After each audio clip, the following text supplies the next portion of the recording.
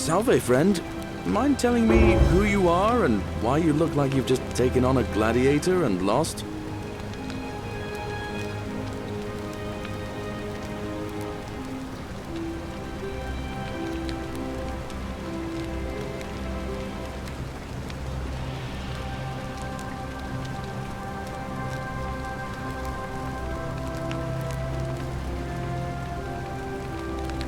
Oh, sounds serious. I'm listening. Yulia? Oh no. All right, I can do that.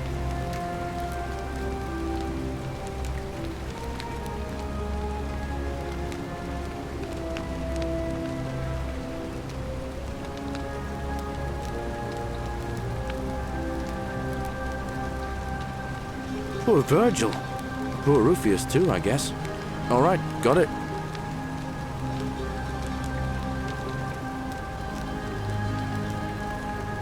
All right, let me see. Stop Fabia going in, but send the new arrival to the empty shrine. Understood. What? Are you... You're serious, aren't you? I doubt Domitius will let me talk to him, but I'll make sure he passes on the message. I'll go, but once I'm done, I'll need you to tell me how you know all of this.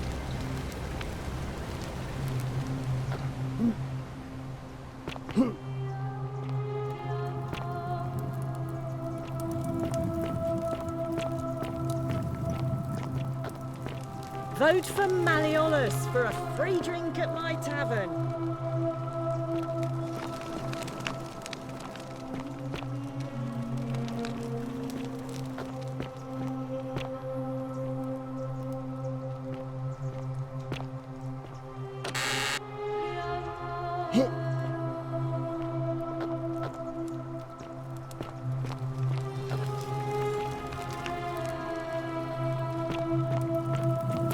The 49 melodies fetch again with incessant labor, just as the ocean accepts the rivers of all the world, so this place accepts all the souls, but it does not notice the crowds that come. Say it. Speak its name. Then it is true. I was right. I thought I saw it, but when the rest of them could not, I kept thinking I must have gone insane.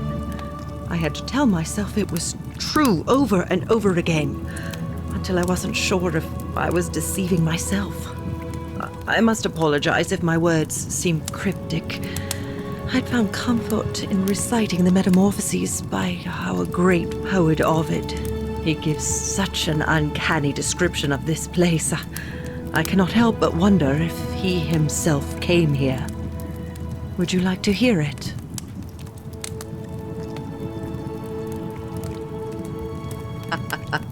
I understand. Such things are not for everyone. But I thank you nonetheless.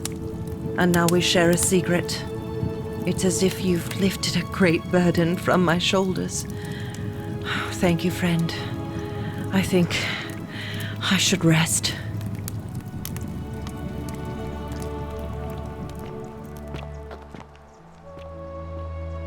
Wow, isn't that a big long bow? Ah, you're here. I'm so glad you decided to visit. I'm Aurelia, and I hope I'm not being too forward, but the moment I laid eyes on you, I was intrigued. I can tell from the way you carry yourself. You're a warrior, like Aeneas on a journey far, far from home. Such bravery.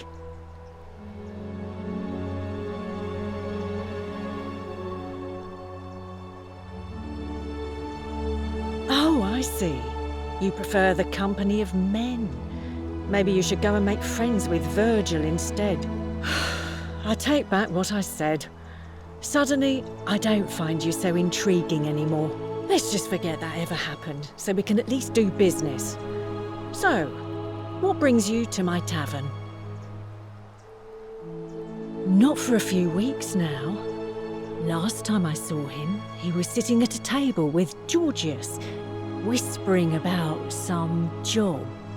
I remember because they kept looking over their shoulders as if they didn't want anyone else to know. So, naturally, I hovered. The one word I kept hearing was vanishing, and then, the next day, Kabash just disappeared. Coincidence? I think not.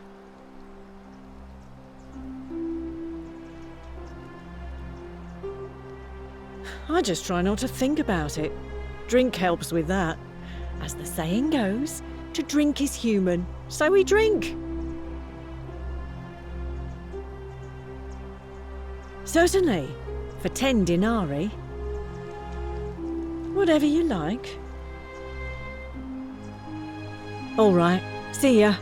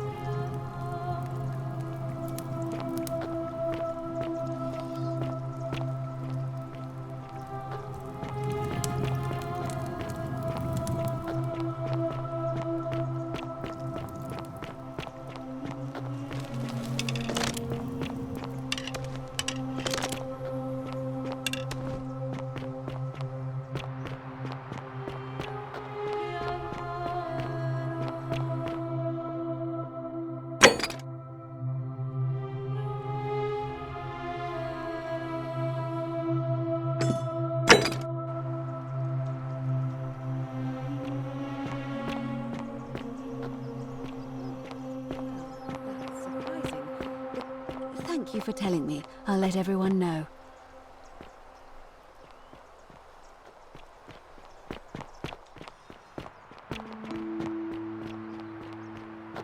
Citizens, I have an announcement. Malleolus has withdrawn his candidacy from today's election. Unless any new challengers are nominated by nightfall, Sentius will be re-elected magistrate by default. Actually, I'd like to nominate myself, if that's all right. Of course, Galerius. That's your right. Citizens, the election will proceed. Salve again, friend. I went and did as you asked, and it worked. How is it possible that you've just arrived here and you already know everyone and exactly what's about to happen to them?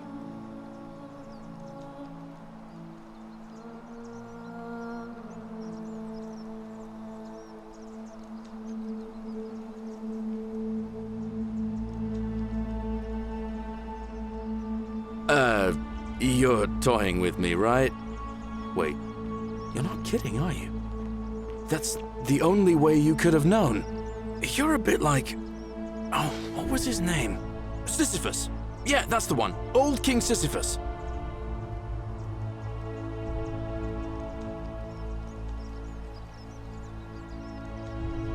Sisyphus was a Greek king a long time ago. For daring to think he could outsmart the gods, he was given a terrible punishment. He was forced to push a great boulder up to the top of a hill. Only, just as it reached the top, it would roll all the way back down to the bottom, forcing him to start over and over and over again for all eternity. Just like you. Actually, now that I think about it, there are a bunch of old stories about the gods punishing people by making them do the same futile task over and over. Tantalus was made to grasp at fruit on a tree he could never quite reach.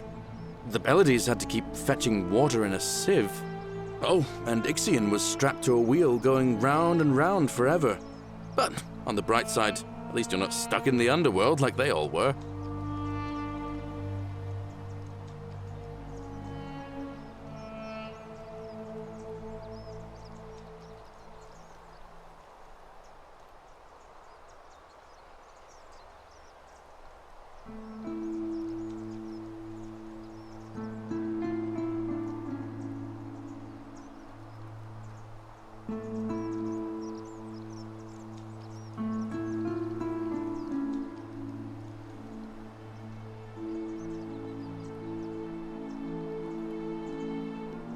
Anyway, I don't know which god you managed to upset to get yourself into this position, friend, but you seem all right to me. So, I'll tell you what. I'll keep doing whatever I can to help you. And you just focus on finding a way to break the cycle you're in. Oh, and I'm in the running for magistrate. Feeling kind of nervous, but I'm hoping it'll all be worth it when I order Dooley's release. I just hope I'll have the votes I need.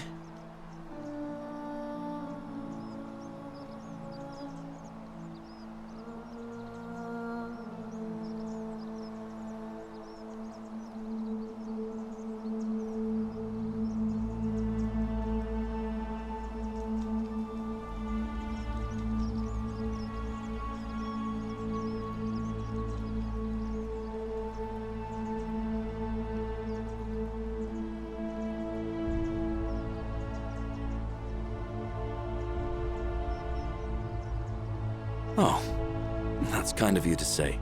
Now, I'm going to keep your secret. Although, it's not as if I'll remember this next time we talk anyway, right? Oh, and if our conversations ever start to annoy you, just tell me you're busy. I know when I'm not wanted. May fortune smile on you, friend. Don't believe a word they tell you. That's quite an impressive bow you have there. Just like Diana's. Shalom, friend.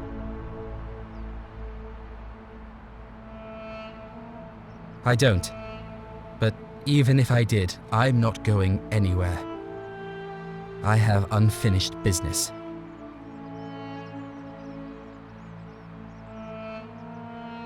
Well, neither of us have a couple of hours to stand around talking about theology, law, and collective punishment, so I guess you're looking for a pithy summary?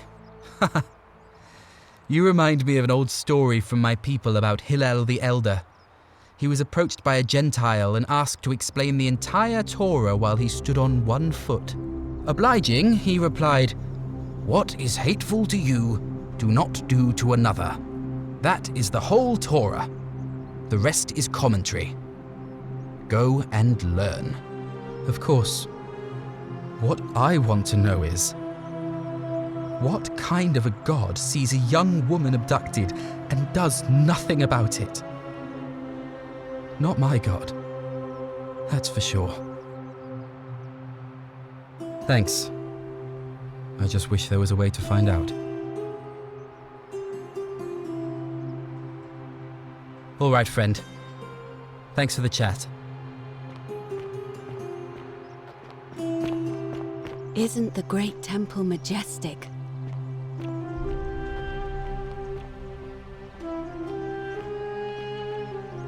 A new face. Ave, and may Vesta watch over you. I'm Equitia. To what do I owe the pleasure of this visit? You did? I'm impressed. What did you find in there?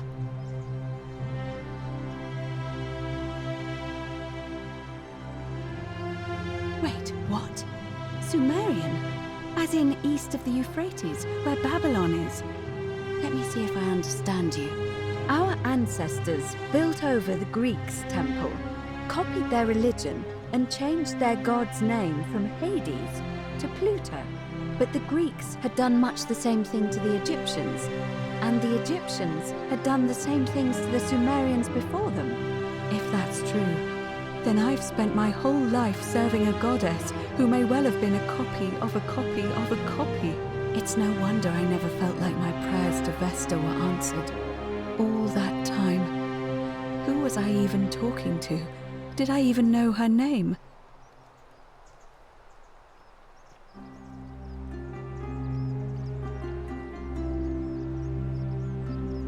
I see. That is a lot to take in. I think I would like to be alone now, if you don't mind.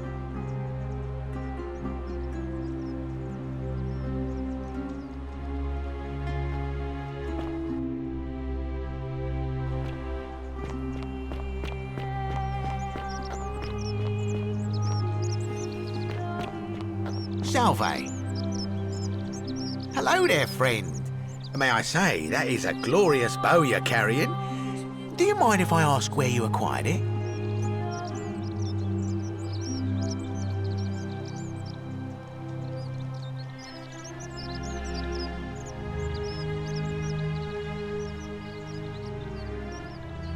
Well, I'll take your word for it. But perhaps you'd be interested in selling it to me. I mean, it's not as if you have any use for it down here.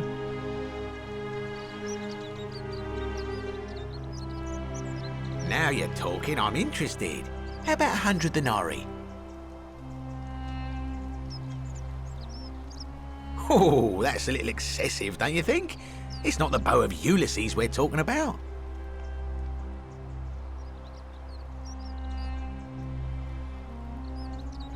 All right. But I'm going to need you to tell me before I pay up.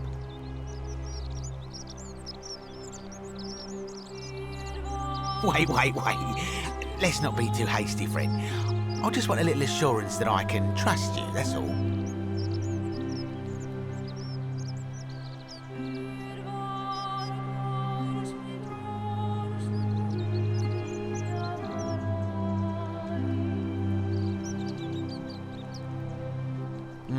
I suppose you're right.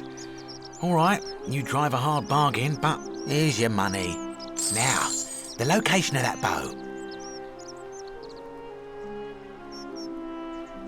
What? But I already knew that, you imbecile. Everyone knows that. I can't take that golden bow because stealing from the goddess in her own shrine would break the golden rule. You promised to tell me where I could get one of my own.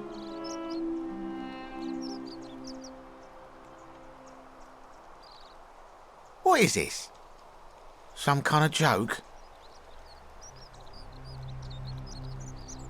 I don't believe this is happening. Don't even talk to me.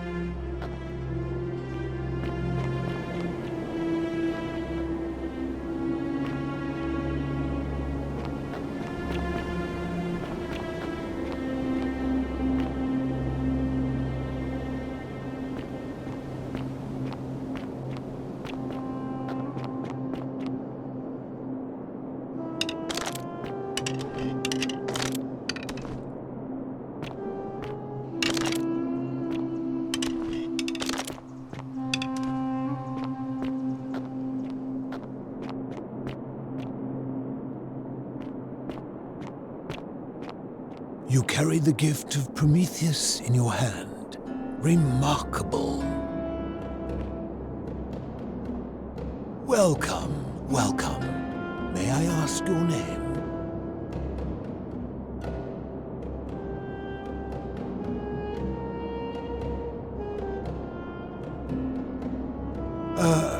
I was indeed, but we've never met before, have we? I'm sure I would have remembered. Blessed Lissa, am I losing my memory?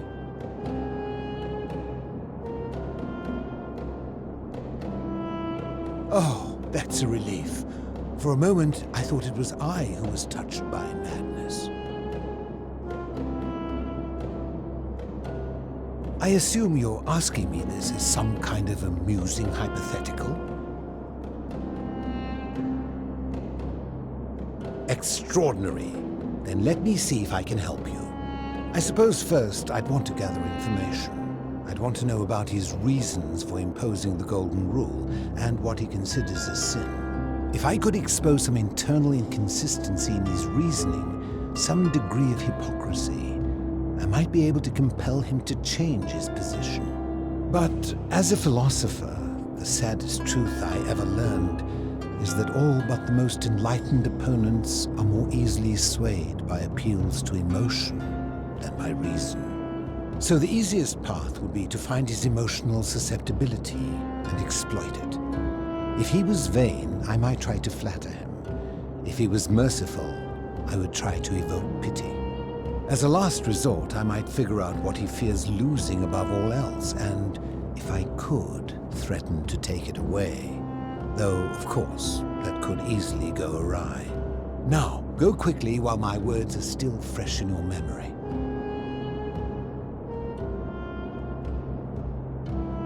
Good to see you again, friend. Did you find what you need?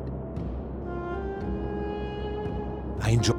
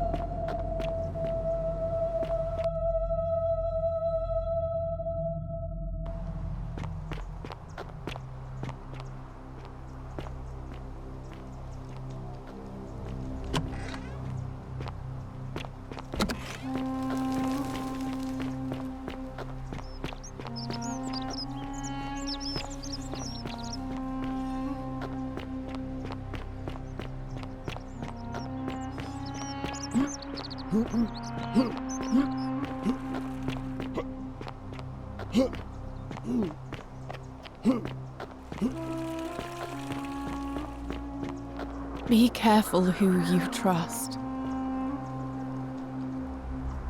Sorry, I'm still a bit out of it. Galerius just saved my life. Was there something you wanted? Lucretia says I'm supposed to rest.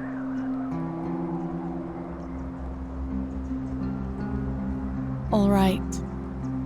Goodbye.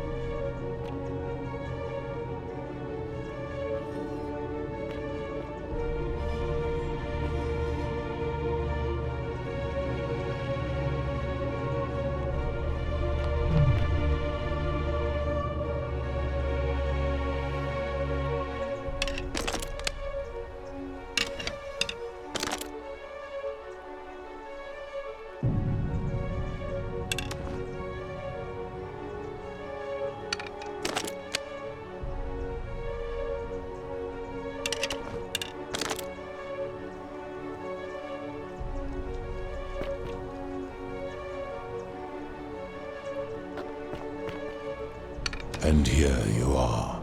Allow me to introduce myself. As you have already gathered, I've been known by many names. Nergal to the Sumerians, Osiris to the Egyptians, Hades to the Greeks, and Pluto to the Romans. But the one constant through it all has been my title, God of the Underworld. And I've been watching you with curiosity, mortal, ever since your arrival. You are unlike the others, aren't you? And what is more, you carry a weapon that was never intended for mortals to wield, and you do it so brazenly. But there will be time for your reckoning later.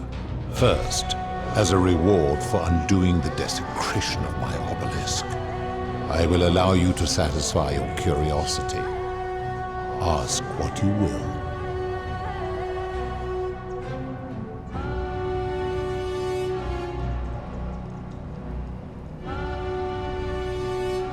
My story is many thousands of years long. You will need to be more specific. What do you wish to know?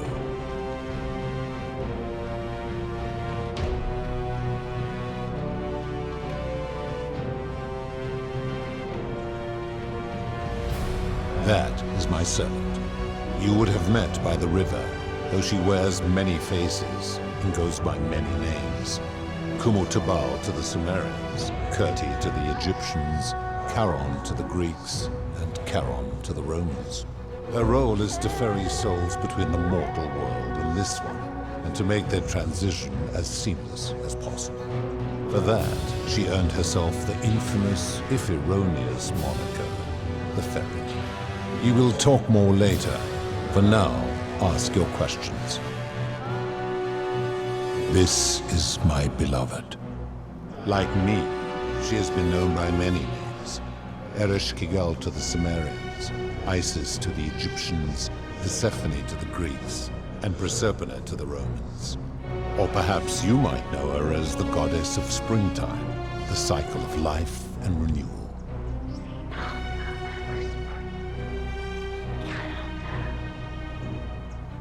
Your gaze lingers too long.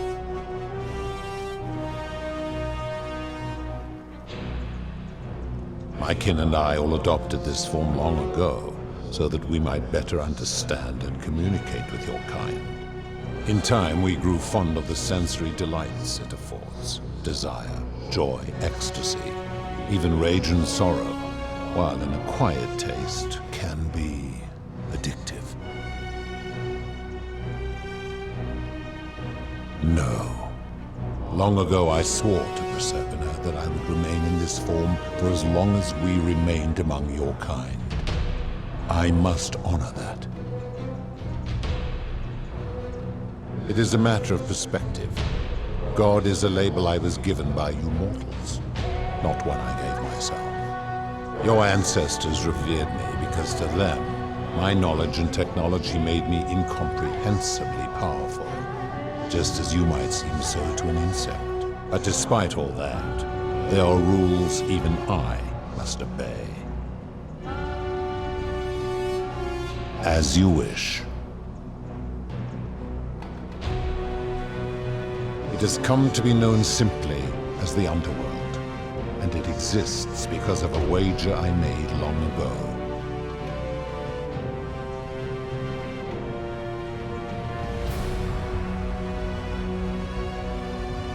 That is a long story, one that began over 3,000 years ago and continues to this day.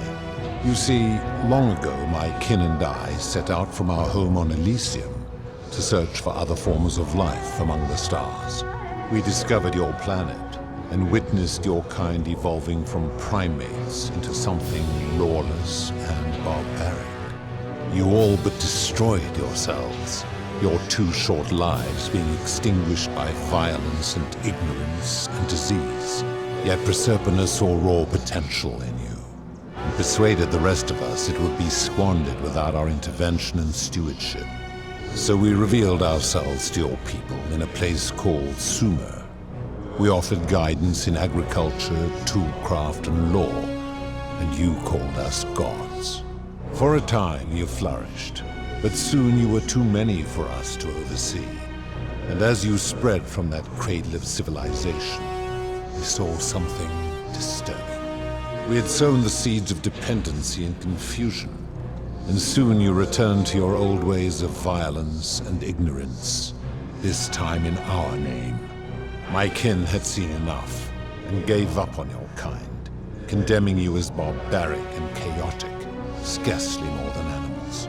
We began preparations to return to Elysium, our home world, a utopia unspoilt by conflict and unimaginable in its beauty. But my Proserpina could not bear to abandon your kind without guidance, and knowing it would force the rest of us to leave her behind, she made an extraordinary sacrifice. She gave up her immortality to descend permanently to the ranks of humankind. And so she began her inescapable trajectory toward death.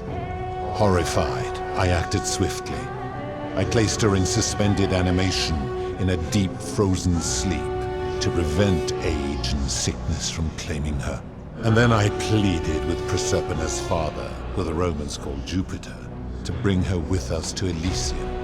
It was and is my hope that once there, we might one day learn to undo what she has done to herself. But he refused. I did everything I could to persuade him, but he would not relent. He would rigidly uphold his final pronouncement. Humans were unworthy of ascension to Elysium, and no exceptions would be made. But seeing that I was aggrieved, he proposed a wager, the terms of which were as follows. If even one human city could prove itself capable of living without sin for a single year, then Proserpina and all of humanity would be permitted to join us in Elysium. My part would be to remain behind, the last of my kind, to watch over you without interfering, and to sit in silent judgment. And so my reward has been to languish here, enduring a 3,000-year winter, waiting for the day your kind proves itself worthy of her faith in you, so that I might take her with me to Elysium and unthaw my goddess of springtime. And here I am, after all this time, still waiting.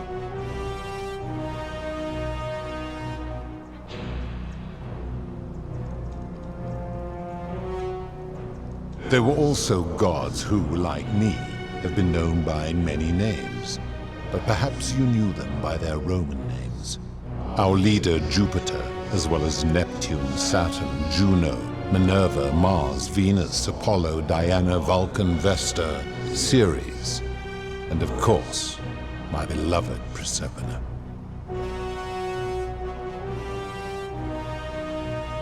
As the first wave of your kind arrived from Sumer, I had them build a city in their own fashion, so that they might be comfortable and recreate their lives here. I had them build the entrance as a vertical shaft leading to baths, to cleanse them of the sins of their former lives, and to prevent escape. I watched wave after wave of Sumerians arrive, and as their civilization declined over the centuries, they were replaced by Egyptians. Of course, believing themselves to be the superior civilization, the Egyptians promptly built over what had been built before, and made all the same mistakes. After another 1,000 years, the Greeks began to arrive, and then the Romans, and they all did the same thing. They built upon the underworlds of their predecessors, renamed their gods, and ensured their foundations were forgotten.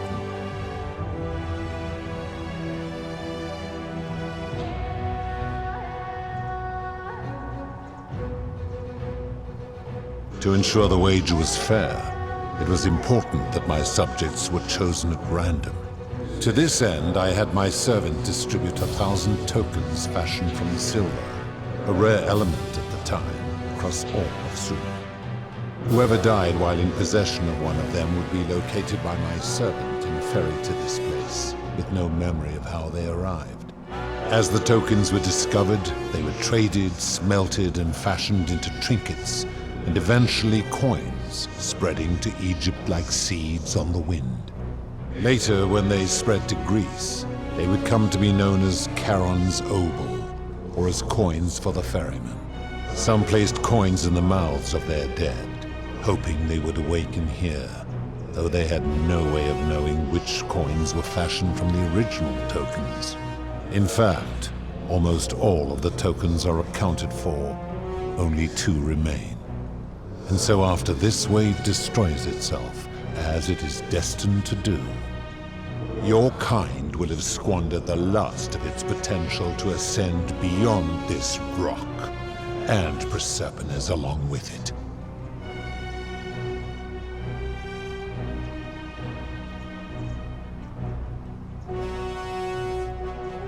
It is a regrettable story. One of the first men who came to this place was a king of Sumer and a troublemaker. To be rid of him, I returned him to his people, on the condition that my servant erased his memories of this place. But the erasure did not take completely, and he told stories of this place as if describing memories of a dream. His tales were committed to writing, which came to be known as the Epic of Gilgamesh, and his words were twisted and distorted over generations. Later, the Egyptians would adapt Sumer's stories of the underworld, making them wildly intricate and labyrinthine. Their Book of the Dead and Book of Gates bore less and less resemblance to this place in their priests' pursuit of profit. Then, when the Greeks began to arrive, they proved far more cunning, and in a series of incidents that will not be repeated, 5 of them escaped. A warrior named Heracles, 2 kings named Sisyphus and Theseus, a poet named Orpheus, and a Trojan named Aeneas. They each told embellished tales of this place, how to get here, and how to escape. And so from Sumer to Egypt, Greece to Rome, your kind has always told each other stories about this place, though each story contained only a seed of truth.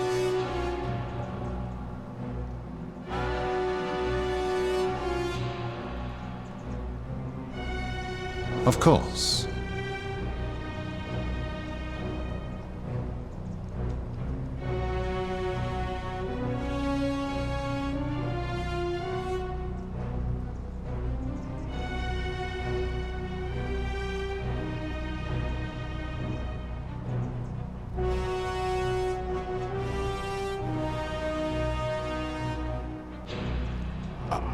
I would recognize that anywhere. And yet my beloved still wears hers. What is this? How did you come by it? You vile, despicable creature. Why would you do such a thing? And worse still, boast about it.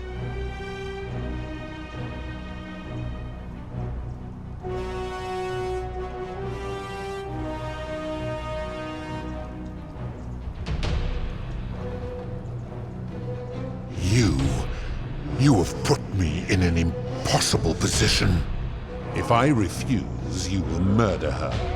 And yet, if I agree, I will lose my wager and return to Elysium humiliated and alone.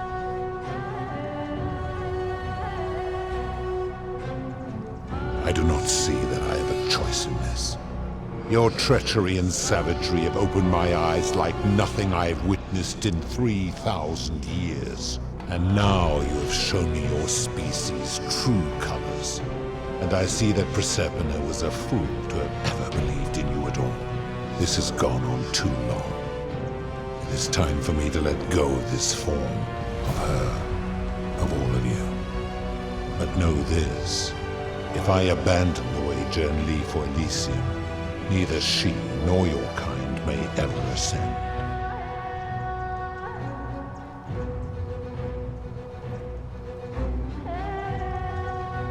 Because despicable creatures like you have no place there. My kin would never allow it.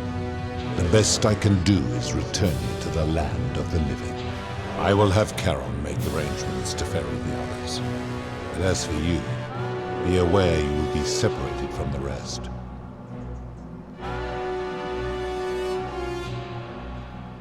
Once this exodus begins, the events that brought you to this moment will never have taken place, and you will have created a paradox. What will become of you is difficult to predict, but that is the risk you have taken by interfering in the natural flow of time. Now, are you ready? You had best pray our paths never cross again, mortal.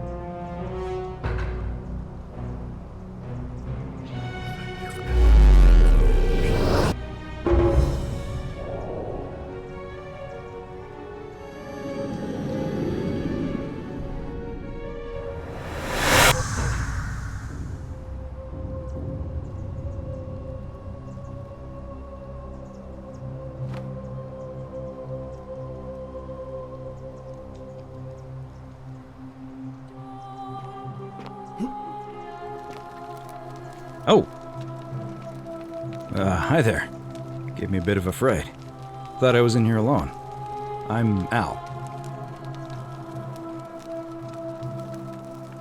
Well, here I am. I'm sorry, I didn't catch your name. Know who you are? I barely remember how I got here myself. Oh, did that lady in the forest send you in here after me? I guess I lost track of time, learning about the history of this place, and it is extraordinary. I'm fairly certain you and I are the first people to set foot in this city for about 2,000 years. Fortunately for us, the last person in here was a Roman man named Galerius, who inscribed an account into a tablet. Apparently, there was a community of 20-something people trapped in here, and living in fear of a curse they called the Golden Rule. They believed that if even one person sinned, an unknown god would cast them all into gold, like the 1,000 people who'd lived here before them.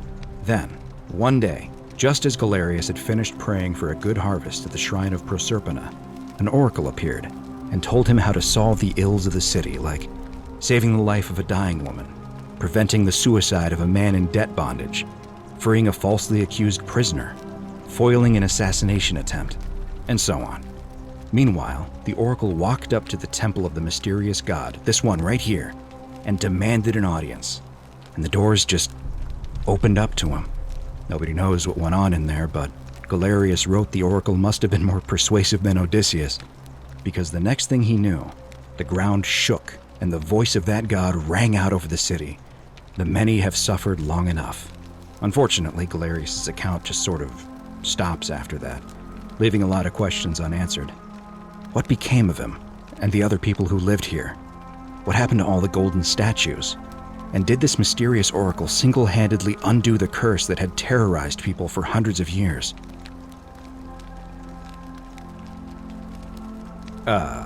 What? Oh, I see. For a moment there, I thought you were serious. Anyway, I think I found a way out through the aqueduct that brought water into the city. Follow me.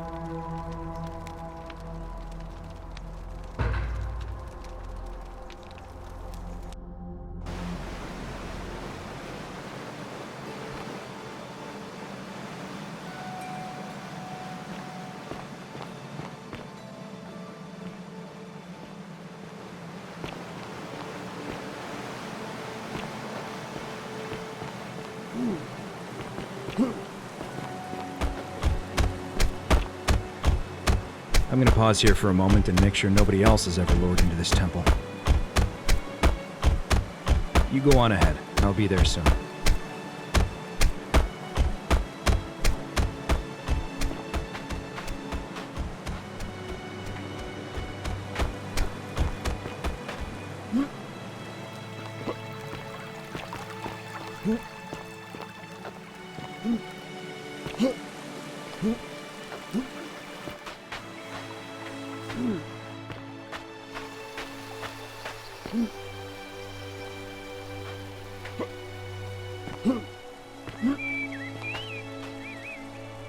You're back! But you're alone. Does that mean you didn't find Al? Oh, what a relief. Thank you so much. I was beginning to think you'd both become trapped in there. Why don't you tell me what you discovered while we wait?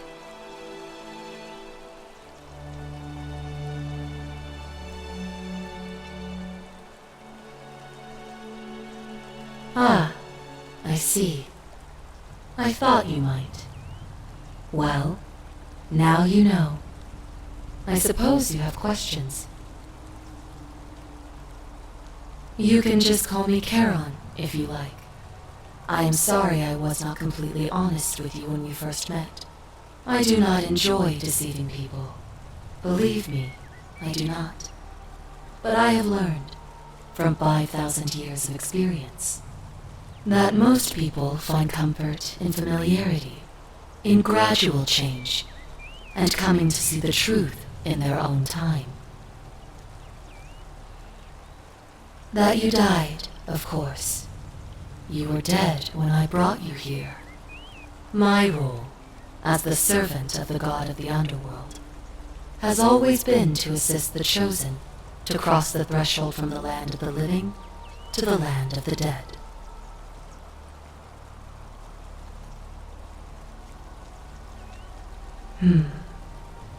Usually, when people do not remember how they died, it is because they suffered a terrible trauma. Most souls would rather not remember.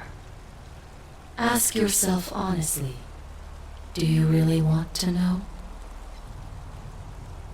As you wish. You were murdered. You were on a mission to recover a collection of stolen relics, including 2 silver coins of ancient origin, from a powerful criminal. You succeeded, but as you escaped into the street, you were followed by 2 of his men. A passing motorist saw you being pursued and offered to you a ride, but the men in pursuit destroyed the vehicle with you in it. There was nothing you or your ally could have done. He died instantly at the scene, and you followed a few hours later. That man's name was Al Worth. You were each in possession of a sacred coin, called Charon's Opal by some, and so it was my duty to bring you here.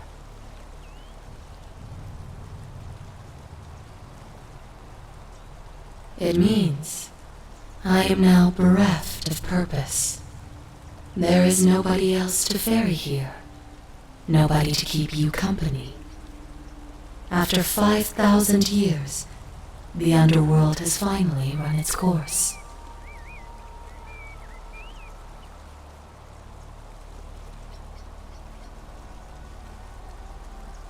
Perhaps you have heard the tales of the Greeks and Romans bearing their dead with a coin in their mouths to pay the ferryman for passage across the river. Well, those stories contained a seed of truth, but not any coin would do. A long time ago, my master created 1,000 silver coins and had me distribute them across the world. My orders were simple. Whenever a person died in possession of a coin, I was to locate them and ferry them here.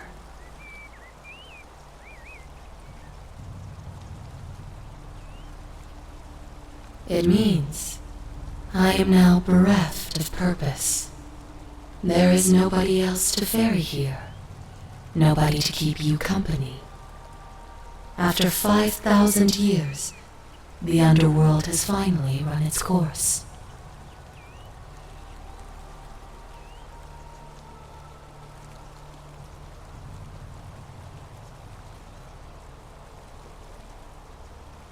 I see no point in keeping you here, but I have to ask one thing.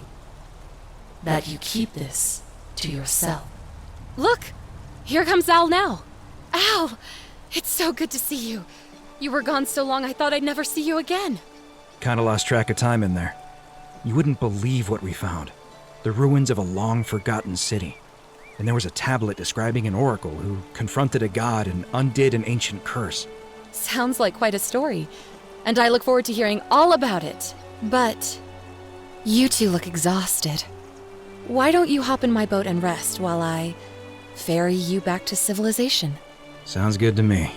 And you? Are you ready to go home?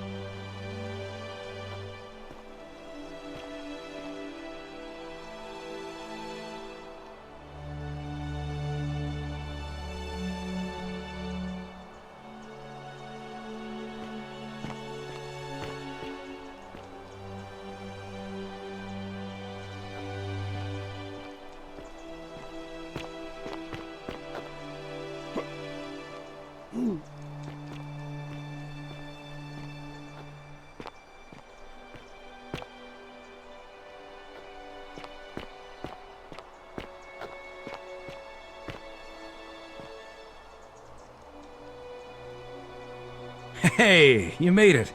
It's great to see you again. I hope you're adjusting to life as a civilian. I hear it takes a long time. Anyway, after everything you've been through, I thought you might appreciate some good news. So after we got back to the real world, I started doing some research into the people mentioned in Galerius' tablet, and I found something strange. I'm sorry I've been so cryptic. I've been dying to tell you, I just really wanted you to see this for yourself. Why don't you head on down there? I'll catch up with you at the other end.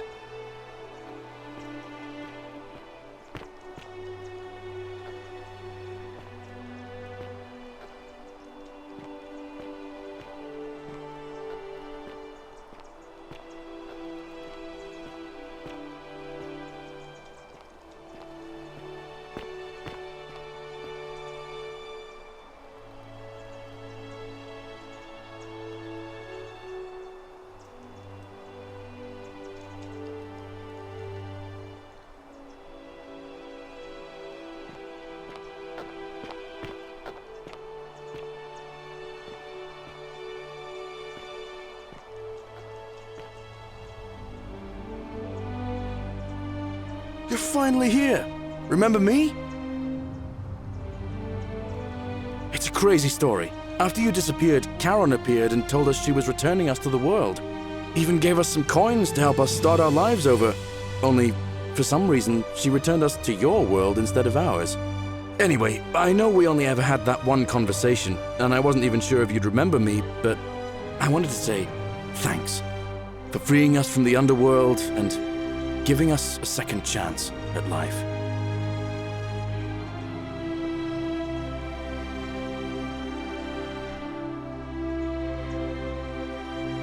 Oh, I used Charon's gift to buy a farm in Umbria. Got a villa on it too, with enough room for Dooley, of course. It's hard work, but I sleep soundly every night. I'm finally my own man, and I wouldn't change it for the world. I know! I can't believe my luck either. But we're engaged and living together. We're planning to get married next spring.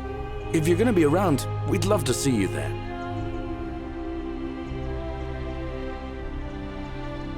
Of course, there's a whole museum full of people waiting for a chance to thank you, so you better keep moving. We'll speak again soon, my friend.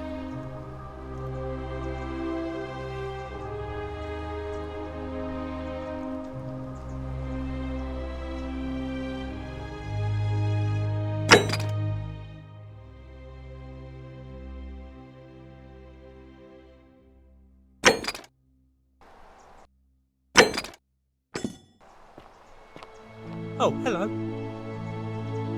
You're here. It's so wonderful to see you again. So, you're the hero who somehow vanquished the last of the Roman gods. As I'm a priestess, you realize you've put me out of work. I'm just teasing. Actually, and it still feels a little sacrilegious to say this, I'm finding life after religion quite enjoyable. Galerius and I are engaged and expecting. We've just bought a lovely villa in the countryside with room for a large family, and Dooley too, of course. It feels like the world has just opened up for us. There's so much to learn, and so many more possibilities for our children than we ever imagined. We're just so thankful for what you did for us, for all of us. Oh, it's sweet of you to ask. She recovered nicely. In fact, she's here somewhere, if you'd like to ask her yourself. See you at the wedding, I hope.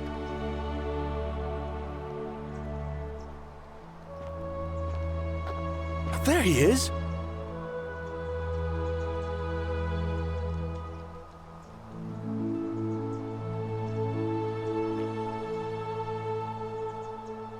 Back again? What's up? Of course, there's a whole museum full of people waiting for... Hello, I'm Dooley. Galerius said you're very nice and a big helper. Thank you for getting us out of the bad place. I didn't like it. I live at Galerius and Equitia's house. They look after me now and help me remember when I forget things, like brushing my teeth.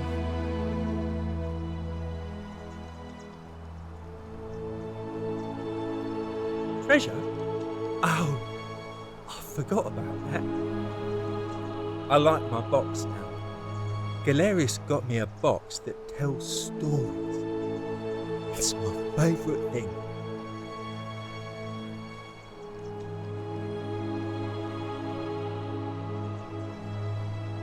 Yeah, they're fun. Bye-bye.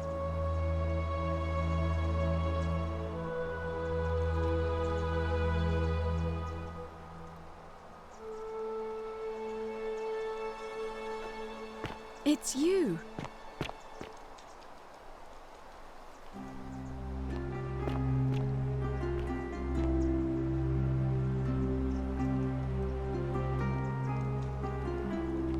Oh, hello. There he is. It's you. Hi there. You're here. It's so good to see you again. How are you? I wanted to come here and thank you again for saving my life. And of course, getting me and all of us out of a terrible situation. Oh, I barely recognize myself. I'm living in a house share in London with my wonderful girlfriend. And I'm studying English at university. Eventually, I want to travel the world and write about it. Turns out, it's about 30 times bigger than the Roman Empire ever was. Did you know there are entire continents Rome never knew existed? And you can travel almost anywhere in an aircraft, which is rather like flying on a Pegasus, but much more comfortable. Oh, sorry, you already know all that, of course. I'm just so excited. There's so much to see and learn and write about. I have noticed people from your time have no idea how fortunate they are. I hope to change that. One day.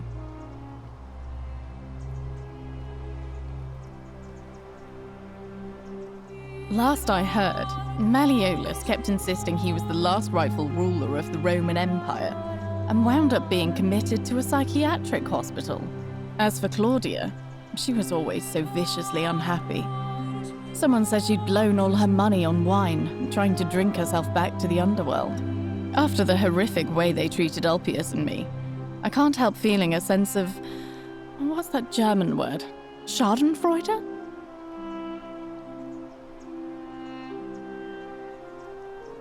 I couldn't agree more. Ugh. Someone told me she was boasting about getting her claws into some rich prince, and how she was going to be living the high life from now on. Even in your time, life still isn't fair. Apparently, he'd proposed before they'd even met. And last I heard, she'd bought herself a first-class one-way ticket to join him in some exotic place called... what was it? Nigeria? Some people have all the luck.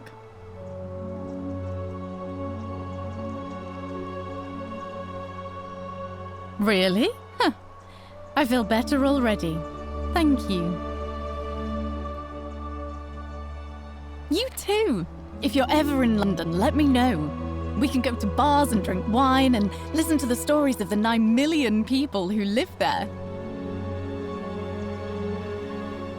I hope so.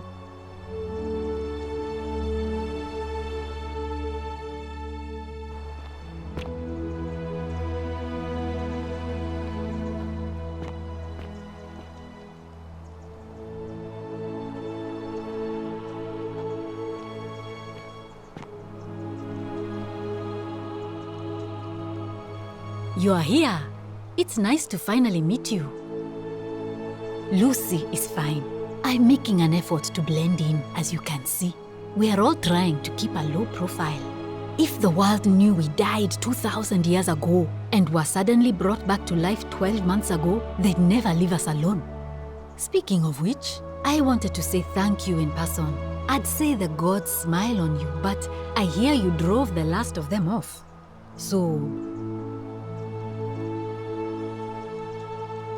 I'm studying to get into medical school.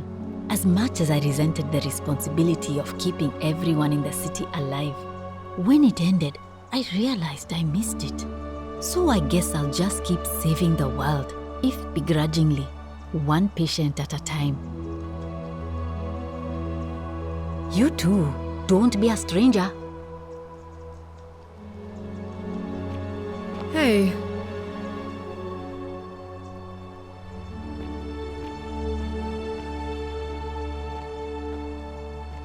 Evening.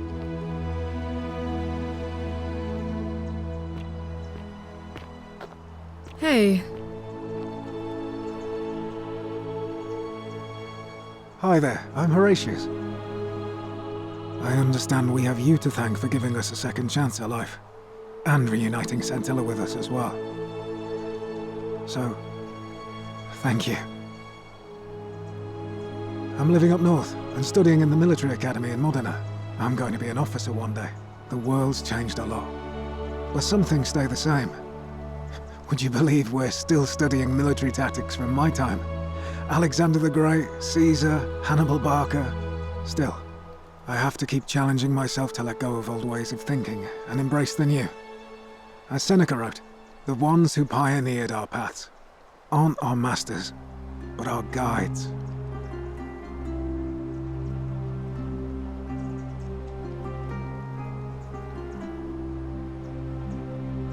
Ah, you remembered that.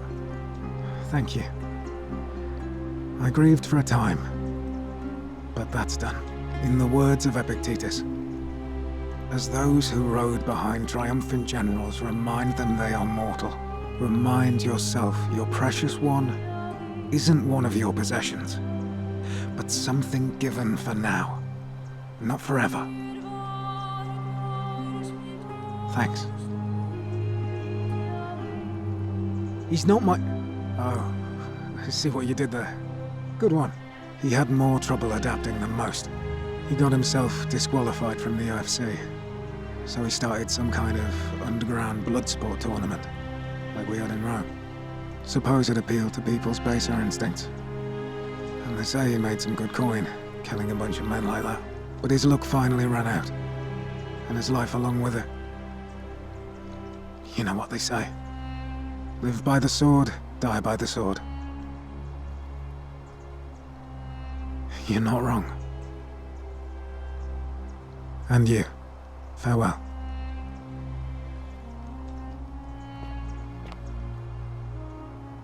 I take it you're the Oracle. Thanks for coming. Actually, I changed my name to Cynthia. I didn't want to be associated with Sentius after what happened. I'm not sure if you heard, but after you drove Pluto off, Proserpina emerged from the Great Temple.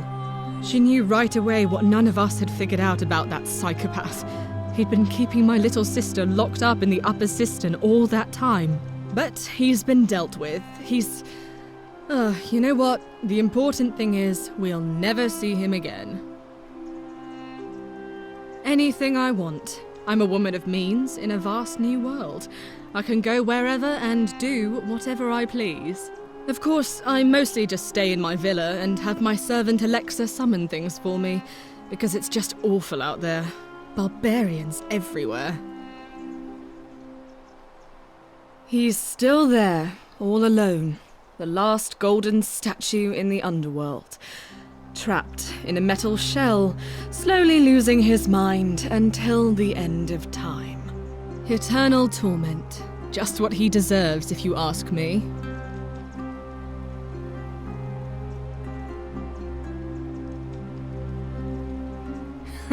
Then I suppose he got his wish. You too. See you around.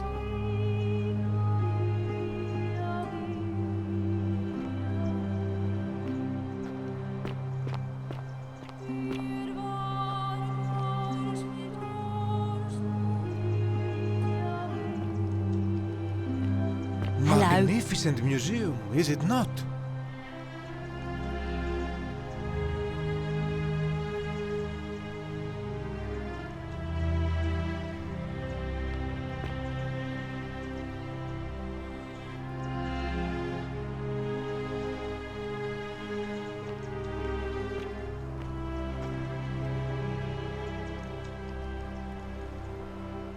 Greetings. You must be the legendary Oracle. It is a sincere privilege to finally make your acquaintance. I am Georgius. I am told we have you to thank for freeing us from Hades, and for that, I am most grateful. I am reacquainting myself with Greece. It has changed so much over the last 2,000 years, I barely recognize it. This is at once heartbreaking and thrilling. Perhaps one day, once I have seen all of this new Greece and sampled her delights, I will settle down in Santorini in a villa overlooking the azure Aegean Sea. I hope you will join me there and regale me with the story of how you faced off against the fearsome god of the underworld and won.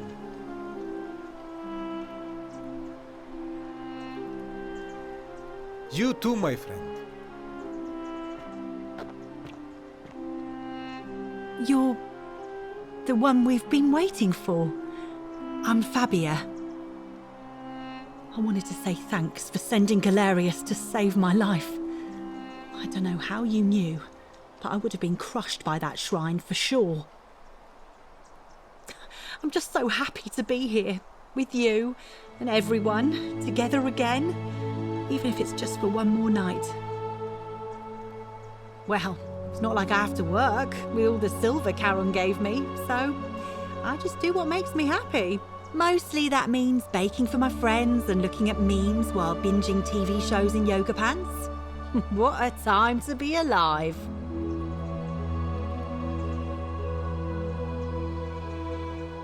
Thank you. I really am. You too.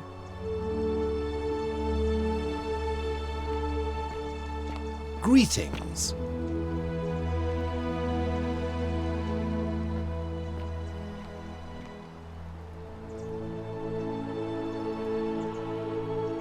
And here you are.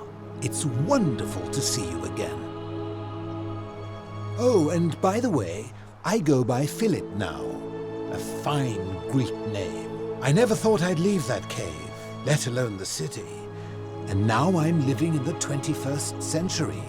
What a time to be alive. And it seems I have your Catabasis to thank for it.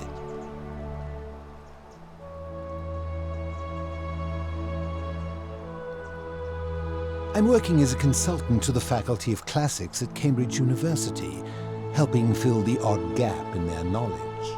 Not that I need the money, but I do love being around enlightened minds again.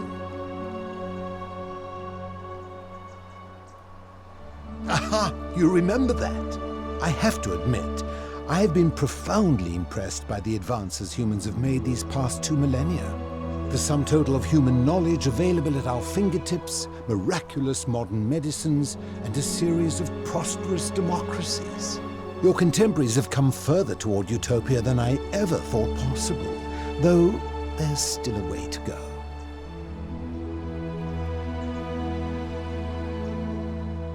I hope so. My sincere thanks once again. Hello.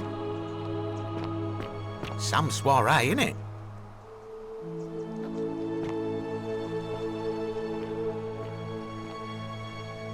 We meet again, old friend. Listen, I wanted to express my sincere appreciation for what you did. If it wasn't for you, I'd never been able to sell all those useless old relics I accumulated. Whatever you did in that temple made me a very wealthy man. Thank you. Most gracious of you. I took the money I made from selling my trinkets and started investing in the stock market. That's where the real money is now. In fact, I was hoping to ask your advice, you being the Oracle and Future Seer and all that, on which stocks I should invest in next. I can't decide between fossil fuels, tobacco, gambling and arms. What would you recommend?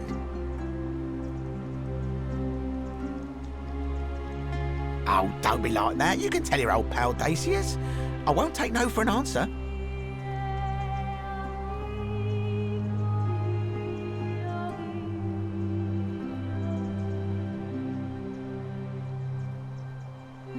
Oh, of course, yeah. I was just thinking the same thing. I'll go home and buy up as much stock as I can tonight. I'm going to make a bloody fortune. Of course, don't let me keep you. Thanks again for the tips, my friend. Good evening. Hello there.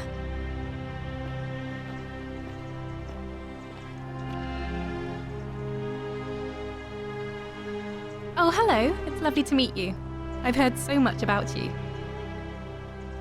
I'm thankful that you're here. Good evening. I was sure the person who drove off the last pagan god would have more important things to do than visit the likes of us. But thank you for coming and for saving our lives. What you did was extraordinary, and I'll never forget it. I'm living in Rome again, in a charming little flat by the Tiber, not far from my old place. Oh, and I'm training to be a crisis counselor. After you sent Galerius to persuade Ulpius not to take his own life, I was inspired. I just want to spend the rest of my life helping people, like you helped him. Thank you. That means a lot. And you. Oh, and I hope this isn't too forward, but some of us are going out for a drink after this, if you'd like to join us? Wonderful. I'll see you soon.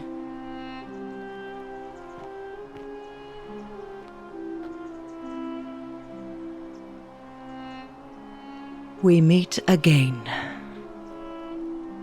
Thank you for your kind words and for liberating us all. In all the time I was in the underworld, I never once imagined that I might end up in a place so much like Elysium. I'm recovering. Octavia was kind enough to let me stay with her for a while, at least until I'm well enough to be independent again.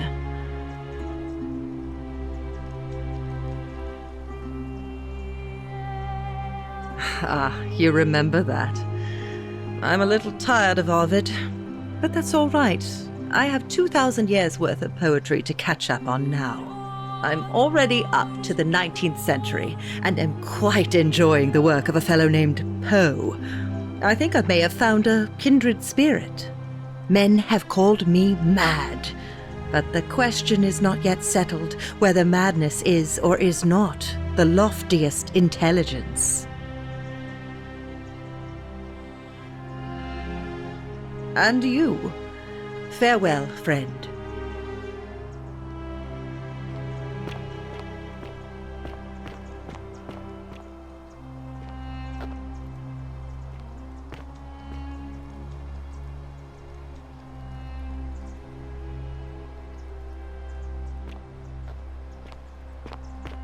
What is up?